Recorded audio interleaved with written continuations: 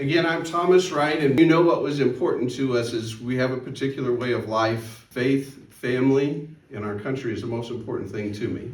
We chose here because Garfield County aligns the most with our principles, our way of life, and what we want to see. So where does law enforcement fall into being able to protect your way of life? How can I, as a sheriff, protect your money or the economy and help you save? Maybe it doesn't make a whole lot of sense to you, but my job is to be fiscally responsible with my office.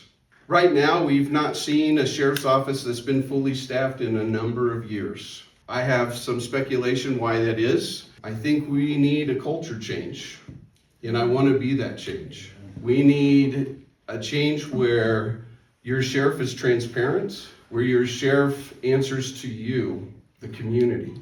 And part of what I want to do is I'll have community advisors to where we'll meet monthly, because I want to know what's important to you. There has been a huge break in communication with our community, and we need to get back to that. I've spent the last 25 years in law enforcement wearing every hat that you can imagine. I'm not a politician. If you've heard me speak, I have no desire to be a politician. I'm a worker for the people.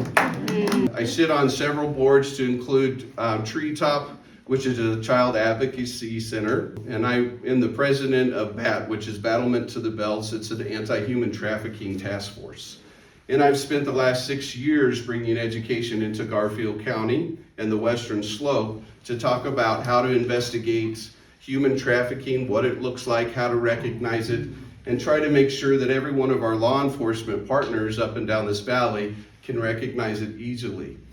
Because I'm telling you, the stats that we're seeing is we have human trafficking up and down I-70 and Highway 82. These are things that are costing you money, day in and day out. Those are things that I'm going to address right away.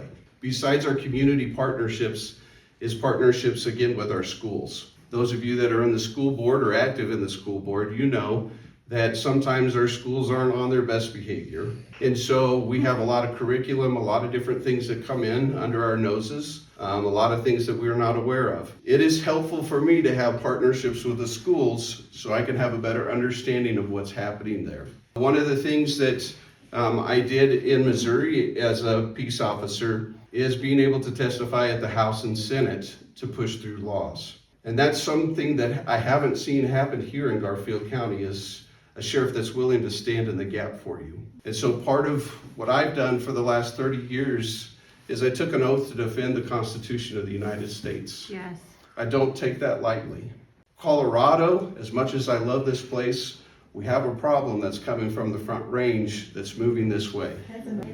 And no one's standing in the gap for you. Okay, I've spent the last few Saturdays talking about our Second Amendment rights so you can understand what the current gun laws are, how they affect us, and what wave of madness is coming from the Front Range trying to take our gun and our gun rights away from us.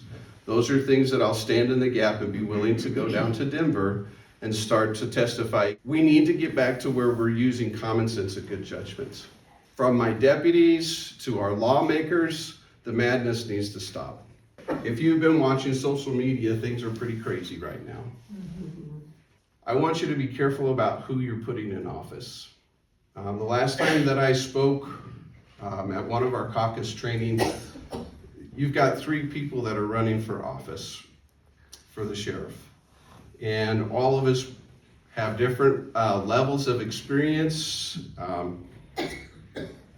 I need you to be careful about, how many of you have ever bought a used car? Yep. How many loved your salesman? Wasn't he great? Let me tell you how wonderful this car is.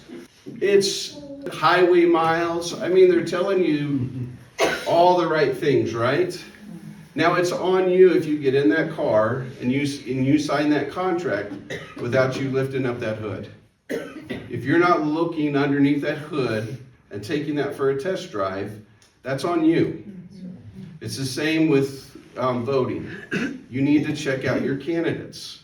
If what I envision for Garfield County is a county where we can send our kids out again, like we grew up, where they can go out and play without being fearful of some kind of madness happening, to where they can play all night until that dusk to dawn light comes on and moms and dads are yelling at them to come home for dinner. There's nothing wrong with those times. Those were better times. And we need to get back to that, to where we trust our neighbor. We're talking to our neighbors. We're having face-to-face conversations again, where you trust your law enforcement that's providing services for you. That's what I can bring for you, is trust again in law enforcement. I don't know about you, but I'm tired of arresting the same person over and over and over again. And so currently, we don't have a whole lot of programs in our jails, and so that's something that I want to bring. Was pretty successful in some of the jails that I've worked with. If we're going to hold people, let's make good use of their time. Let them start learning some skills to be able to communicate, to where they can function in society again, where they could be productive members of society. Okay? And so don't mistake my kindness for weakness. If you're a bad guy, I don't care what your status is, if you're a bad guy, I'm going to hunt you down, because you're not welcome here in our county. Again, I'm Thomas Wright, and first and foremost, ladies, the most important thing to me is my lovely wife that's here with me tonight. So Faith, if you'll